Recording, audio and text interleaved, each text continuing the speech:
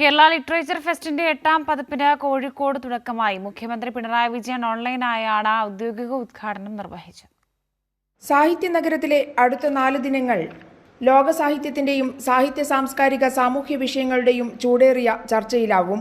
15 രാജ്യങ്ങളിൽ നിന്നായി 500 പ്രതിനിധികളാണ് ലിറ്ററേച്ചർ ഫെസ്റ്റിൽ പങ്കെടുക്കുക.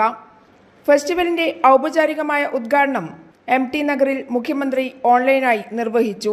വ്യത്യസ്തമായ പുരോഗമനാശയങ്ങളും വൈവിധ്യമേറിയ സാഹിത്യ സംവാദങ്ങളും നമ്മുടെ സാഹിത്യത്തെയും സാംസ്കാരിക വളർച്ചയെയും മുന്നോട്ട് നയിക്കാൻ അനിവാര്യമാണ്. എല്ലാം ഏകശിലാരൂപത്തിലാക്കി എടുക്കാൻ അധികാര കേന്ദ്രങ്ങൾ വ്യക്തപ്പെടുന്ന കാലത്ത് വൈവിധ്യ സമൃദ്ധിയെ ആഘോഷിക്കുന്നു നിങ്ങൾ.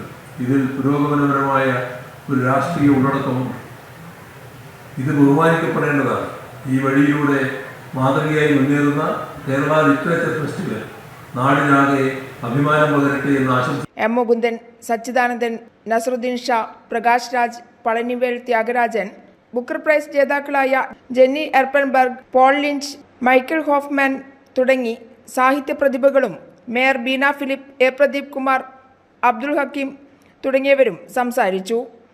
MT എന്ന 51 അക്ഷരം എന്ന വിഷയത്തിൽ സച്ചിദാനന്ദൻ, MM ബഷീർ, A. പ്രദീപ് കുമാർ, ബീന ഫിലിപ്പ് എന്നിവർ നയിച്ച ചർച്ചയോടെയാണ് കേരള ലിറ്ററേച്ചർ ഫെസ്റ്റിന് തുടക്കമായത്.